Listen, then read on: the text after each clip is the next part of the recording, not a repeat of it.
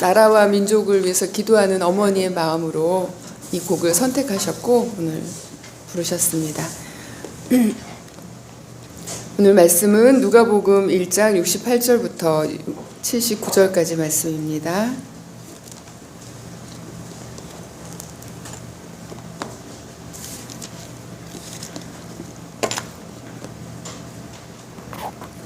교독하겠습니다. 주 이스라엘의 하나님은 찬양받으실 분이시다. 그는 자기 백성을 돌보아 속량하시고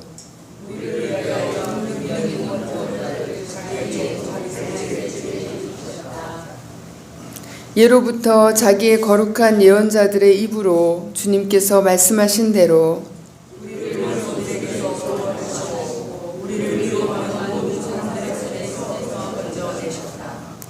주님께서 우리 조상에게 자비를 베푸시고 자기의 거룩한 언약을 기억하셨다.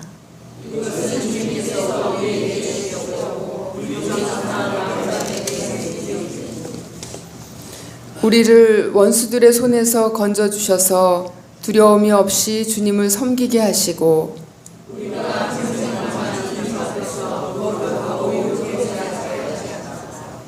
아가야, 너는 더없이 높으신 분의 예언자라 불릴 것이니 주님보다 앞서가서 그의 길을 예비하고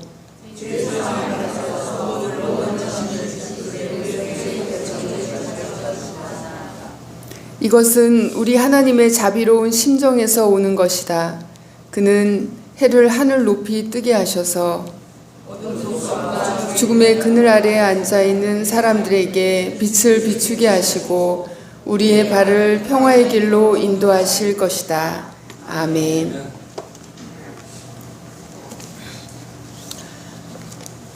촛불 하나가 모여서 다시 어둠을 밝혔습니다. 다시 한번 우리는 민주주의의 집단 학습과 또 체험 학습을 과정을 거친 셈입니다. 그만큼 이 경험과 학습으로부터 배우는 것이 분명해지고 또 민주주의는 더욱 성숙해져야 할 것입니다. 촛불이 상징하는 것은 너무나도 분명합니다. 세상은 특정한 세력이나 집단에 의해서가 아니라 한 사람에 의해서 바뀐다는 것이며 자신을 내세우고 주장하는 것으로서가 아니라 자신을 희생하고 낮추었을 때 참된 변화가 일어난다는 것입니다. 추운 날씨, 또 먼 거리, 매일매일의 참여와 같은 누군가의 희생이 있어서 변화는 일어난다는 것이죠. 혁명은 군대로 하는 것이 아니라 각 사람들의 심장의 불꽃이 하는 일입니다. 한 방향을 향해 가장 앞에 서 있어야 할 국민의 대표인 대통령이 국민을 향하여 맞섰기 때문에 발생한 사태였습니다. 결국은 또 자신을 편들어주는 무리들 앞에 서서 스스로를 대통령이 아니라 그들만의 두목으로 전락시켰기 때문에 이른 결과였습니다. 즉, 방향과 목표를 잃어버리면 그 순간 위임된 자격은 박탈되는 것입니다. 당장은 힘으로 그 자리를 지킬지라도 반드시 종국에는 그 선택에 대한 책임을 지게 되는 것이죠. 폭군들의 끝, 독재자들의 종말은 그것을 증명해 줍니다. 마찬가지로 촛불 하나하나도 자기의 방향과 목표를 저마다 자신이 지킬 수 있어야 하는 것입니다. 그 가운데 그리스도인인 우리는 더욱이 주의 말씀을 발등상의 등불로 삼고 한 걸음 한 걸음을 평화를 향하여 내디뎌야 할 것입니다.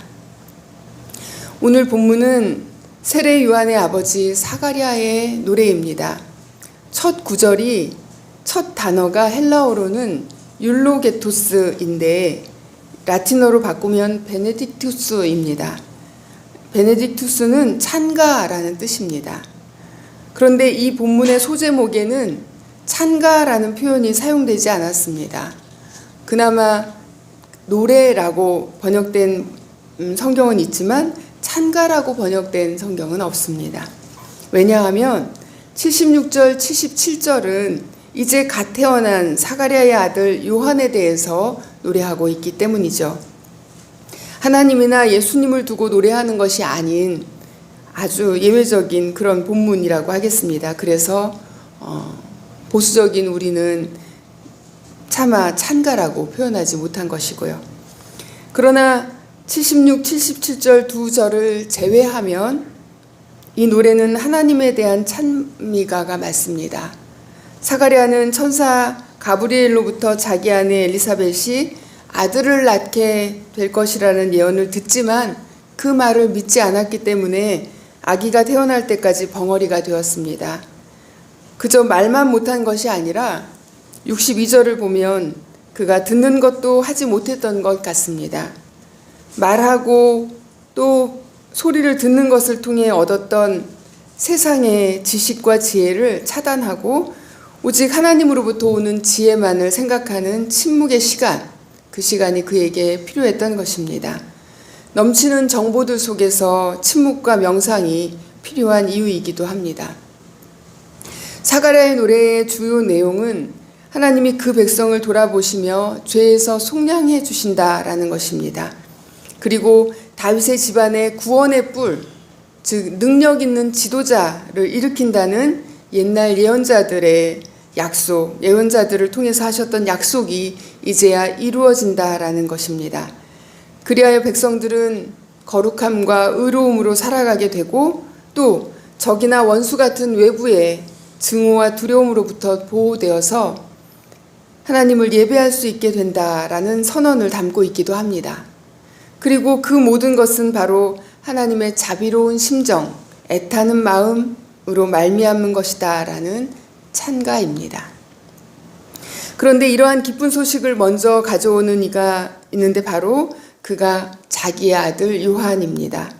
그 아기가 바로 이 기쁜 소식을 가져오실 분의 예언자, 앞선자라고 불릴 것이며 그분보다 앞서가서 그 길을 예비하고 구원의 지식을 백성들에게 가르쳐주는 일을 하게 될 것이다 라는 것을 이제 태어나서 자기 품에 안긴 아기를 두고 성령으로 충만하여서 예언하고 있는 것입니다.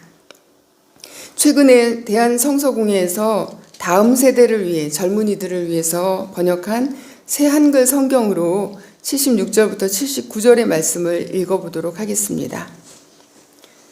그리고 바로 너는 얘야 더없이 높으신 분의 예언자라 불릴 거야. 먼저 나가서 주님 앞에서 그분의 길을 닦을 거니까. 그분의 백성에게 구원의 지식을 알려줄 거니까. 그들이 죄 용서받아 얻는 구원 말이야. 한결같은 사랑을 베푸시는 우리 하나님의 애타는 마음 때문이지. 그 마음 덕분에 가장 높은 데서 해가 떠올라 우리를 굽어볼 거야. 어둠 속 곧 죽음의 그늘에 앉아있는 사람들에게 빛을 비추어 우리 발이 평화의 길로 곧장 나아가게 하실 거야. 사가랴의 찬가 안에는 하나님이나 그리스도가 아닌 그러니까 보통의 한 사람이 들어있습니다. 그리고 이것이 누가복음의 특징입니다. 누가는 부자와 가난한 사람, 남자와 여자, 유대인과 사마리아인, 경건한 사람과 죄인 등 차별 없이 인류 보편에 관심을 가졌습니다. 그리고 더 나아가서 신과 인간까지도 하나로 연결하여서 생각하였습니다. 그것이 나타난 장면이 바로 예수님의 족보입니다. 누가복음은 예수로부터 시작하여서 거꾸로 올라가 마침내 그 족보를 하나님으로 마무리 짓습니다. 족보의 마지막 구절은 이렇습니다. 3장 38절입니다. 아담은 하나님의 아들이다. 아담은 하나님의 아들이다. 아담을 사람으로 번역하면 사람은 하나님의 아들이다가 됩니다. 그는 모든 인간은 하나님의 자녀라는 믿음을 가지고 있었던 것입니다. 그러므로 그의 찬가는 모든 하나님의 자녀들, 모든 아기들, 모든 희망, 생명들에게 예수의 사명, 즉 인류를 구원하고 평화의 길을 내는 그 사명이 있음을 노래하고 있는 것입니다. 마가복음과 마태복음을 통해 우리가 알고 있는 세례 요한은 어느 날 광야에 느닷없이 나타난 엘리야를 연상시키는 외모를 가진 사람이었습니다. 그는 낙타 털옷을 입고 메뚜기와 들꿀을 먹고 가죽띠를 띠고 요단강에서 사람들에게 세례를 주었습니다.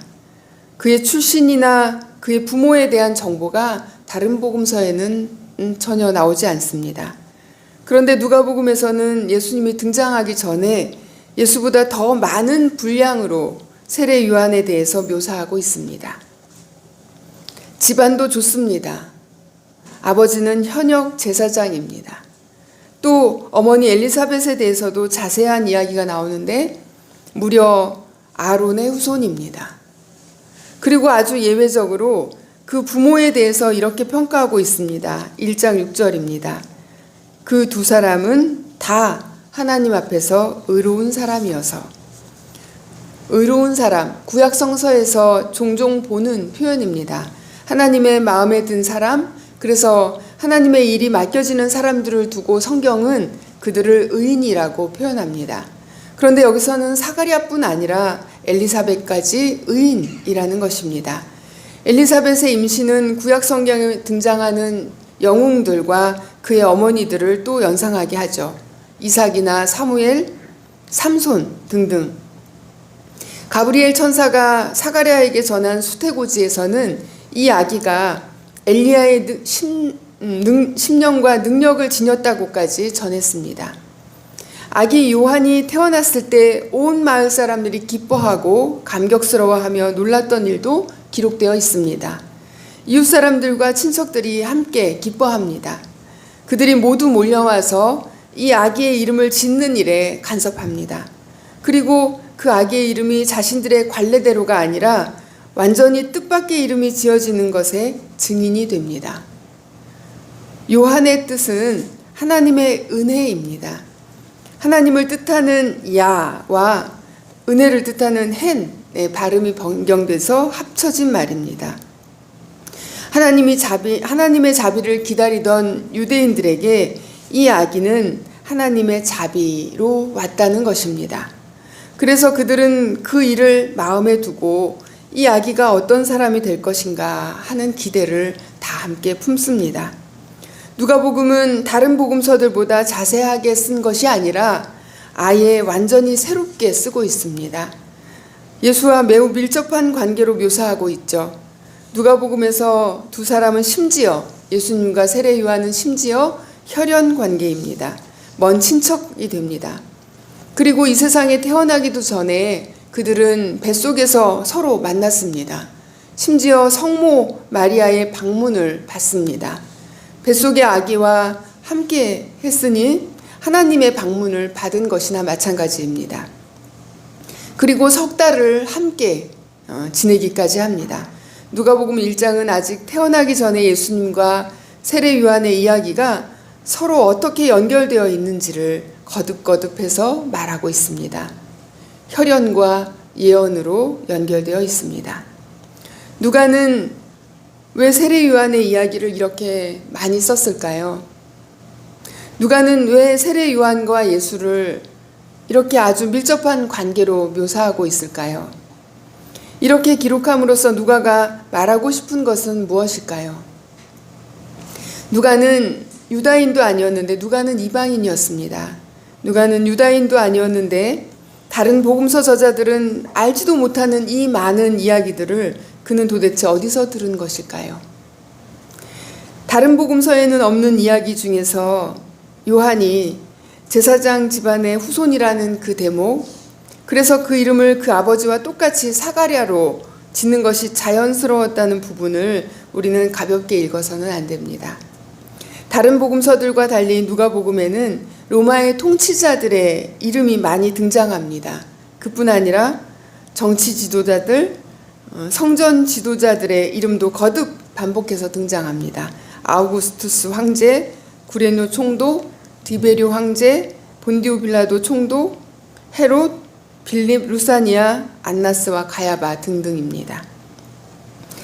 사람들의 이름을 구체적으로 이렇게 기록한 것도 누가의 하나의 특징입니다. 이 이름들은 우선 로마 제국의 황제들, 로마의 총독들, 그리고 분봉왕들, 그리고 성전 제사장들입니다. 각각 제국과 왕국과 성전의 권력자들의 이름입니다. 이들이 바로 사가랴의 노래에 나오는 원수들이며 또 우리를 미워하는 사람들입니다. 그리고 그들이 지배하던 시대는 어둠 속과 죽음의 그늘이 지배하던 시대였습니다. 그때 바로 요한이 태어나고 예수가 태어납니다. 그런데 어떤 모습으로 오는지 보십시오. 아기의 모습으로 옵니다. 그 어둠을 깨트리고 죽음의 그림자를 거두어내기 위해 구원의 뿔로서 일으켜진 이 다윗 왕과 같은 그런 위대한 영웅이 아니라 갓난아기로 옵니다. 예수뿐 아니라 그의 길을 예비하는 세례 요한도 마찬가지로 말입니다. 훅 한 바람이면 꺼져버리는 촛불과 같은 그런 가장 약한 존재로 온다는 것입니다. 사가랴의 노래가 끝난 후 80절은 누가복음이 흔히 사용하는 그런 기술 방법입니다. 아기는 자라서 심령이 굳세어졌다. 그는 이스라엘 백성 앞에 나타나는 날까지 광야에서 살았다.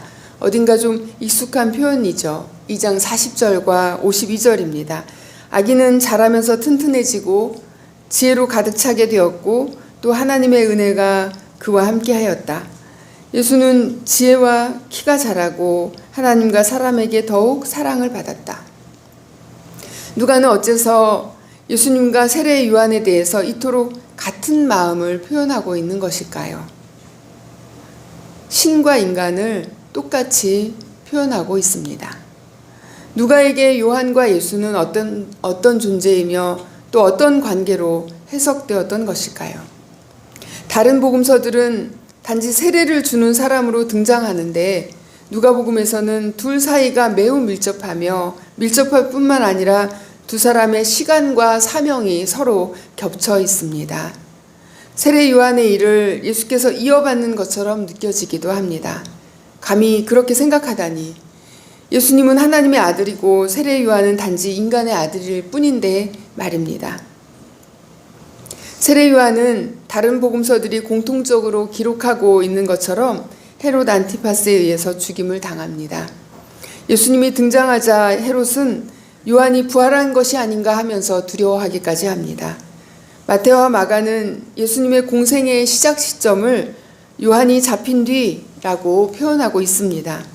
그런데 누가복음은 이 표현을 사용하지 않고 대신 다른 식으로 두 사람의 사명이 서로 연결되어 있다는 것을 표현합니다. 세례 요한이 요단강에서 세례를 선포할 때 인용된 이사야서 말씀과 예수께서 회당에서 읽으신 이사야서 말씀입니다.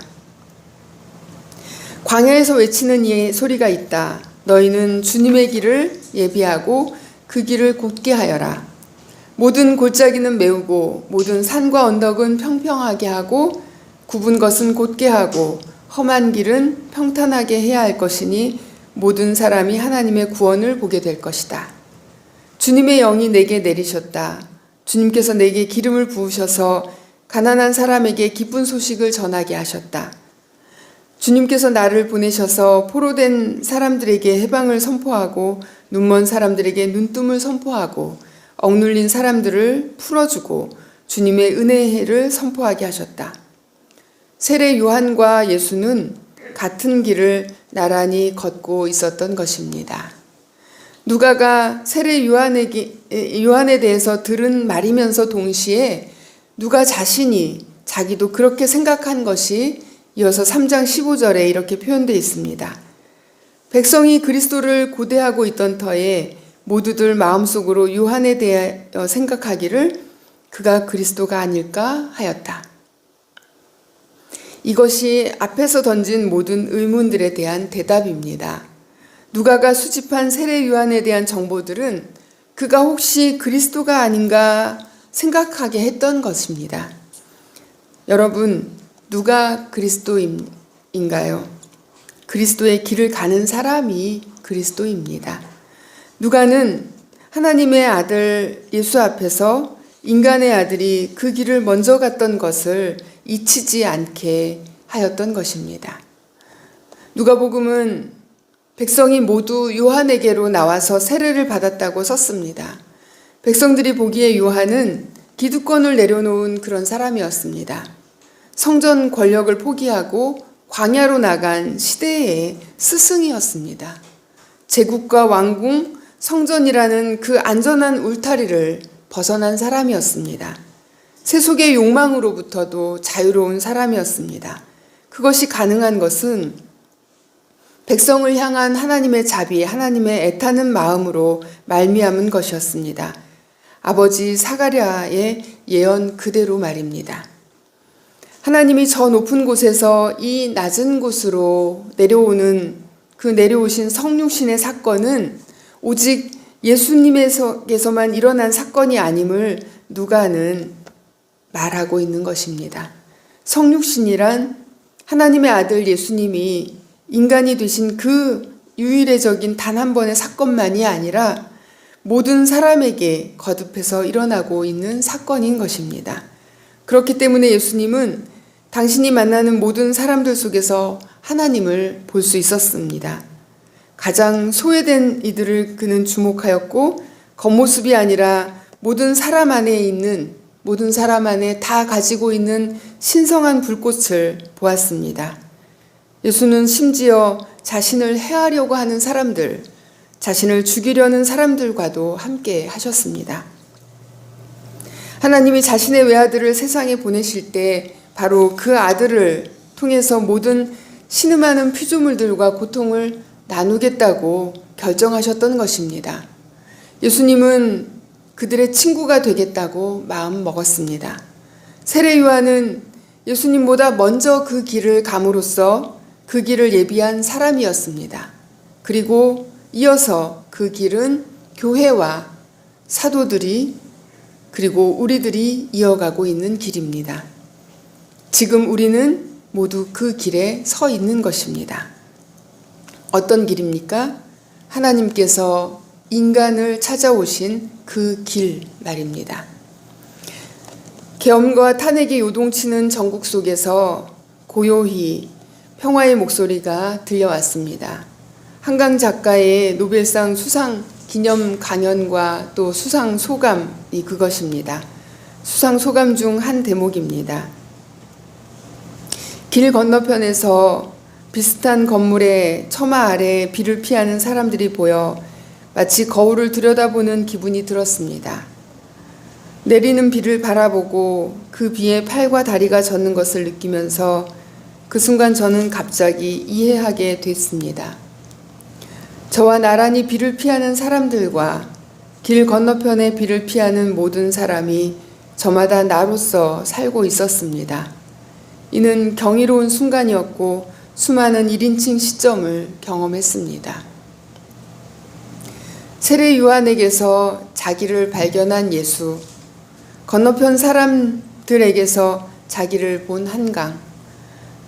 오늘 우리는 누구를 통해 우리의 미래를 보며 과거를 보며 현재를 봅니까? 우리에게도 경이로운 순간이 임하기를 소망합니다.